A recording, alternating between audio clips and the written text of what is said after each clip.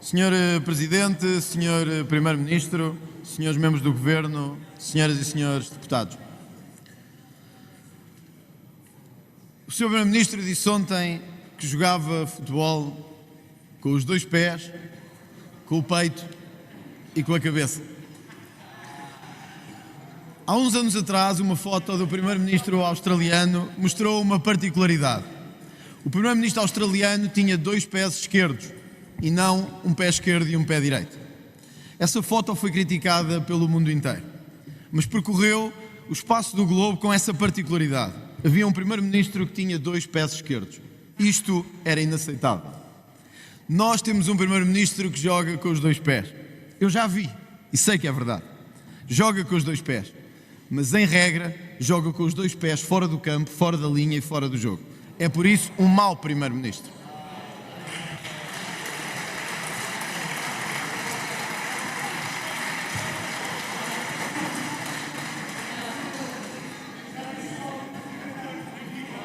É também o Primeiro-Ministro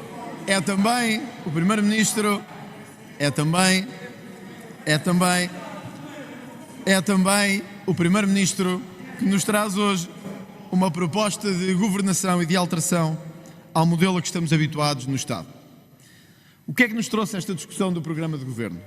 Trouxe-nos mais PowerPoints, mais anúncios e mais medidas que sabemos que ou não foram ou não serão concretizadas. Luís Montenegro, jogando dentro ou fora do campo, nunca foi diferente de António Costa. Jogaram sempre os dois com a mesma equipa. A equipa do sistema que domina Portugal há 50 anos. Jogaram com os mesmos titulares, de primeira, de segunda ou de terceira divisão, em alguns casos. Mas mesmo assim, os mesmos titulares e os mesmos rostos da equipa que nada tem de novo para trazer a Portugal. Acabámos de ouvir um discurso entusiasmante e entusiasmador de José Luís Carneiro.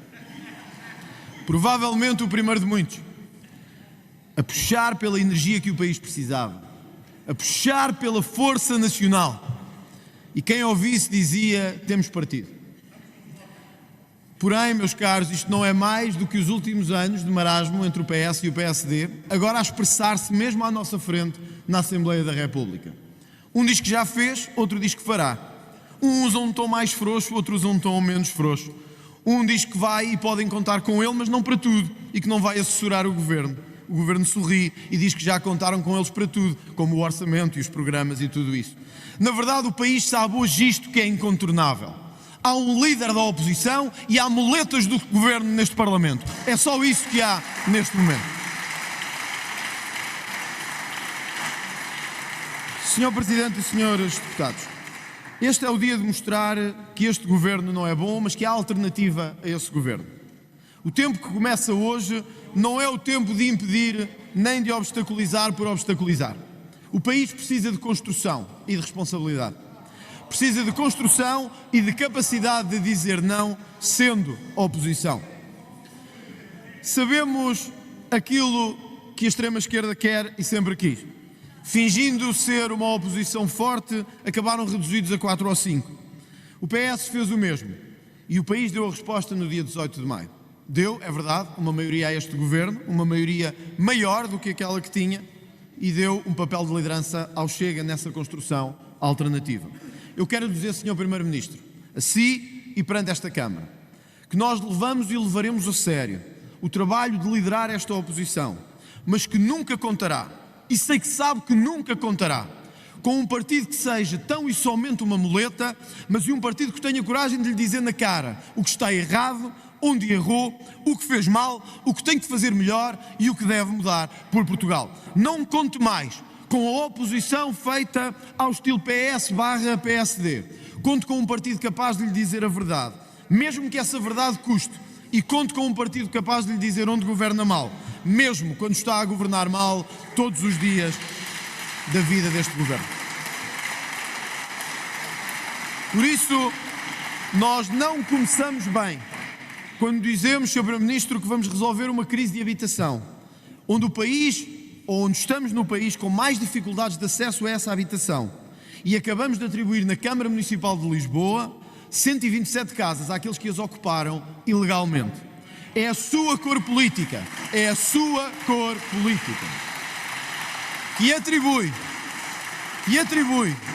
aos bandidos que ocuparam casas ilegalmente, ao jeito do que faria o Bloco Livre ou o PCP, não a expulsão dessa casa, mas sim a atribuição da propriedade dessa casa.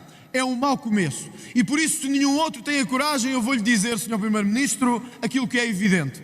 Quem ocupa casas comete crimes, quem comete crimes vai preso. É assim que deve ser em Portugal.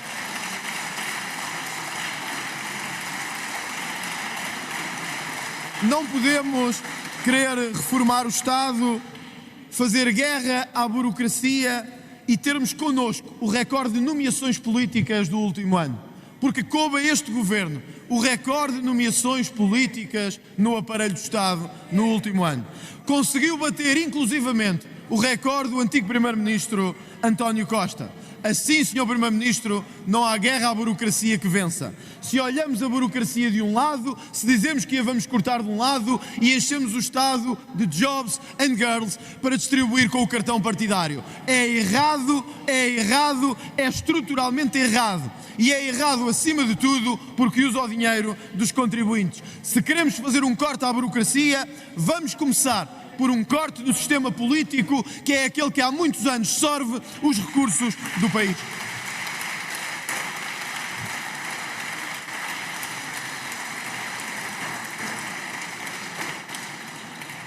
Os incêndios. O país volta a viver um drama de norte a sul e sem equação definida. Ontem mesmo ouvi esta expressão de um autarca. Ouçam, estamos a combater os fogos de mãos vazias. Passam anos e anos de PS e PSD, com um candidato a líder do PS com responsabilidades diretas na administração interna do Estado e continuamos a conseguir combater os incêndios sem nenhum meios eficazes. Ontem faltavam helicópteros. Antes de ontem, no dia anterior, faltavam meios humanos. Como é que podemos ter um Estado e um partido?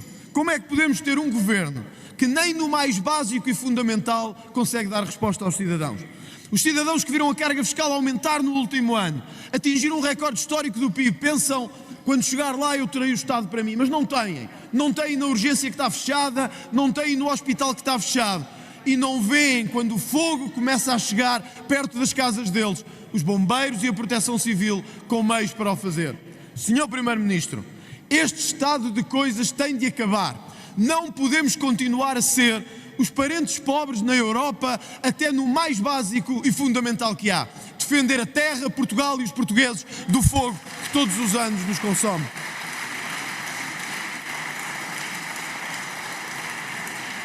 Tal como não pode querer combater a corrupção e nomear 3 governantes suspeitos de crimes económicos aqui mesmo para este governo. Ou colocar Hernani Dias a liderar uma lista em Bragança quando disse que ele era inapropriado para ser governo. Ou dizer que vai fazer uma reforma na luta contra a corrupção e não apresenta durante um ano uma única medida que o faça. Enquanto isto, José Sócrates dá entrevistas ao país. Ri-se de nós e para nós.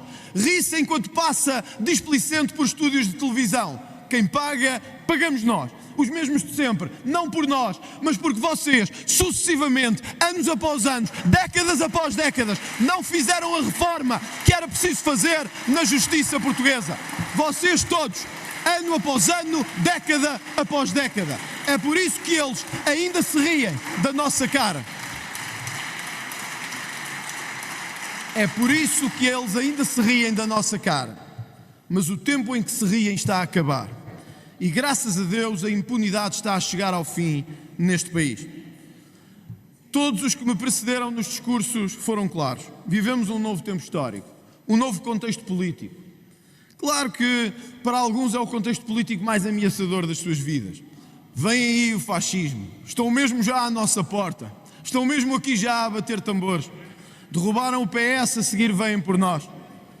Que ninguém tema, porque quem não roubou o país não tem nada a temer, nem do Chega, nem do movimento que leva o Chega para a frente.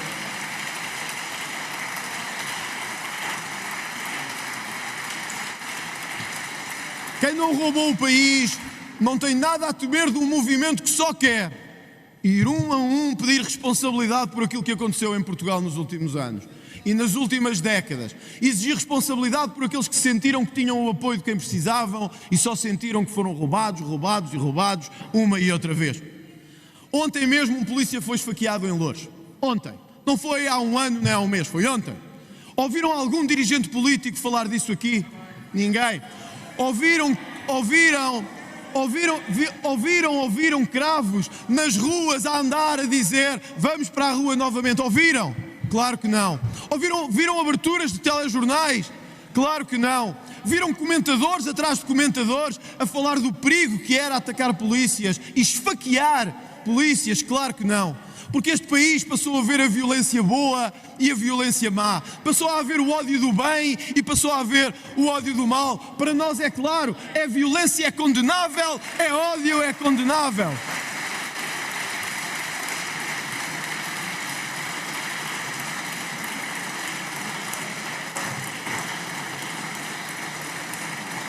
Onde é que estava o comunicado do Primeiro-Ministro ontem à tarde? Onde é que estava a nota da Presidência da República ontem à tarde? Zero, em lado nenhum, porque a vida do polícia não interessa, como não interessa a vida do comerciante, do lojista, do taxista, do médico, do professor, do enfermeiro. Interessa se é coitadinho, interessa se precisa de ter a mão do Estado, interessa se precisa de ser levado ao colo pela extrema-esquerda, porque se for um português comum, isso já não interessa nada. Morre e mais nada. É assim que tem sido nos últimos anos em Portugal. Morre e mais nada.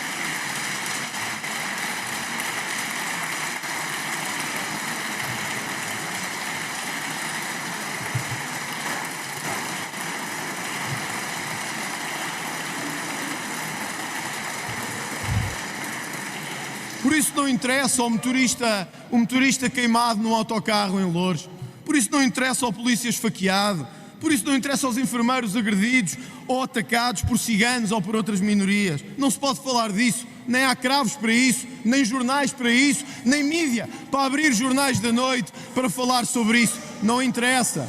Não interessa falar sobre isso. Se pudessem, cortavam o direto agora mesmo e diziam vamos para a publicidade, mas não, é preciso ouvir até ao fim porque o país está a mudar e o novo país, esta nova força e esta nova energia não tem medo de dizer porque é cigano ou porque é imigrante ou porque é de uma minoria, se é criminoso e vai para a prisão pagar por isso.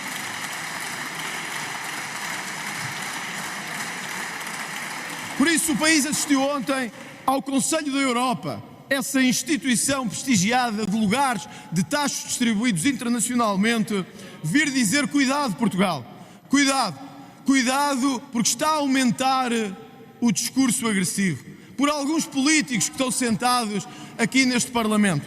E eu ontem fui ver se alguma vez o Conselho da Europa tinha alertado Portugal para o aumento da corrupção.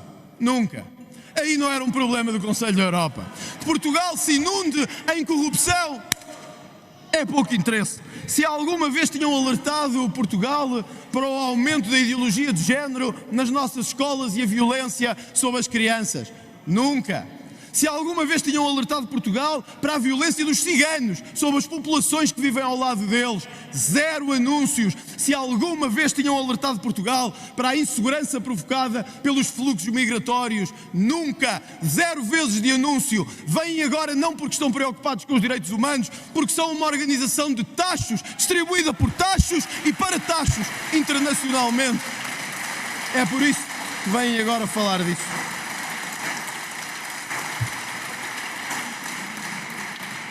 Por isso, Sr. Primeiro-Ministro, é preciso saber se o que vai fazer vai ser mesmo de mudar este estado de coisas.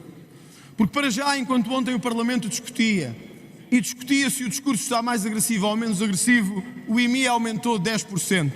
10% de aumento do IMI. Para quem está em casa sabe bem aquilo que me estou a referir. Os preços a aumentar enquanto aqui as discussões parecem da espuma dos dias. A carga fiscal de 2024 bateu o recorde de 35,6% do PIB. É aí que está o nosso dinheiro. Enquanto se discute aqui aquilo que PS, PSD querem fazer da discussão dos dias, o país vai continuando a sacar impostos a quem trabalha e a continuar a alimentar o sistema que temos. Se o Primeiro-Ministro está disposto a mudar isso ou não, é coisa que ainda não sabemos. Mas para já há coisas que não nos aumentam a confiança. O Chega propôs o ano passado acabar ou diminuir progressivamente com a derrama estadual. O PSD votou contra no Orçamento do Estado e agora inclui a medida no programa de governo. O Chega propôs cotas para a imigração e que todos os imigrantes que entrassem em Portugal tivessem que ter um seguro de saúde. O governo disse que não e o PSD disseram que não. Agora dizem que querem controlar a imigração. O PSD e o Chega comprometeram-se a baixar o IRC, mas o PSD preferiu vender-se ao PS para evitar baixar esse IRC. Senhor Primeiro-Ministro, 2 medidas para nos comprometermos para já. Dar uma pensão digna a todos os antigos combatentes deste país.